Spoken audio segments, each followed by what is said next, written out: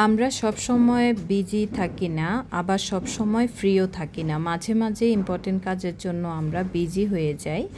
তো তখন ঝটপট এভাবে মাছ রান্না করে ফেলতে পারি।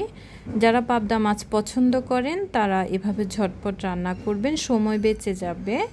আমি এখানে পাবদা মাছ হাফ কেজি নিয়েছি, তারপর পেঁয়াজ দিয়ে দিলাম 4টা কুচি করে, রসুন দিয়েছি 1.5 চা চামচ পরিমাণ, হলুদ দিলাম 1 চামচ দিয়ে আর একটু সামান্য পরিমাণ দিয়েছি, মরিচের গুঁড়ো দিয়ে দিলাম 1.5 চা চামচ পরিমাণ, টমেটো দিয়েছি একটা, তারপরে তেল দিয়ে দিচ্ছি আমি খুবই সামান্য পরিমাণ, তেল বেশি দেওয়ার প্রয়োজন নেই।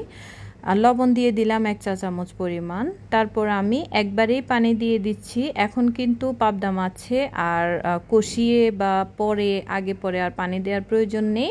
একবারেই আমি ডুবো করে পানি দিয়েছি, দিয়ে হালকা করে নেড়ে দিচ্ছি। মাছগুলো একদম নরম মাছ, তাই আর পানি দেওয়ার প্রয়োজন নেই। এখন হাই হিটে রেখে দিব।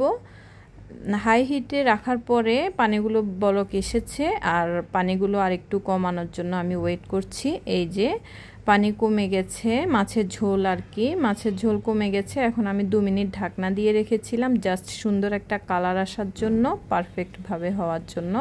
হয়ে গেছে, এখন আমি নামিয়ে ফেলবো। এই যে নামিয়ে ফেললাম পাবদা মাছ, দেখুন কত সুন্দর একটা কালার এসেছে আর পারফেক্টভাবে হয়ে গেছে। আপনাদের সবার কাছে যদি ভালো লাগে আপনারা সবাই লাইক কমেন্ট শেয়ার করবেন, বাসায় এভাবে ট্রাই করবেন। আল্লাহ হাফেজ।